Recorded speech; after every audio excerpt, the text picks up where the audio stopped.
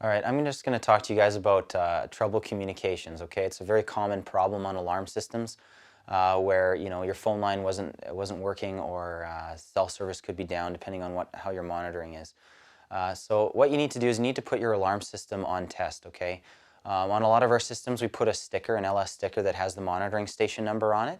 So you can just call the monitoring station number. If you don't have the sticker, then you can refer to our website at lssecurity.ca and you can get it from there. Okay. So you're going to call the monitoring station and they're going to ask you all the questions they need. So they're going to ask you for your name. They're going to ask you for your verbal password so they know they're speaking to you, the right person. And they're also going to ask you how long you want to put it on test for. Okay. I like to put it on test for a minimum of 30 minutes when I'm checking people's alarm systems. Even an hour is fine. If you're working on, say you're doing a reno or something and you're taking sensors down and that's why you're putting it on test, then you can put on test for much longer if you want. Just be reminded that once the time runs out, they're going to respond to your alarm system as if it's a real alarm system. So if you put your system on test for 30 minutes and it's 35 minutes later and you set your alarm system off and it goes through, they're going to respond as if something's actually happening. Okay, so if you hit a panic button, they're going to think that you want the police or the ambulance or whatever it is that you've pressed. Okay, so once the monitoring station knows that you're testing it, then you're going to arm your alarm system and you're going to set it off on purpose. So you're going to arm it up, let it count down. Once it finishes counting down, then you're going to trigger your sensors. So doors and motions are really common to do. They're usually the most common type of sensor.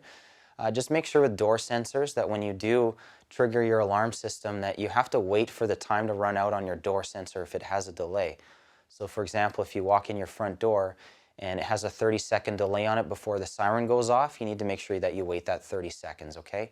Once the alarm has gone off, you can walk around the house, trigger some motions, trigger other doors.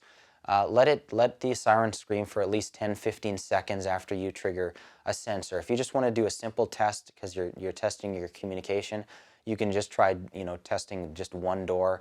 That's all it needs in order to try and communicate to the monitoring station.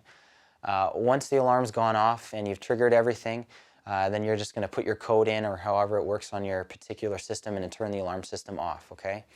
From that point, you're going to have to probably wait at least 30 seconds to a minute just so that the alarm system can have time to communicate with the monitoring station. And then after that time, you can call the monitoring station back at the same number that you originally called them on, and you're just going to ask them if they received the messages that you sent. So if you triggered your front door, then they should be able to tell you that your front door sensor has gone off. I hope that helps you guys out.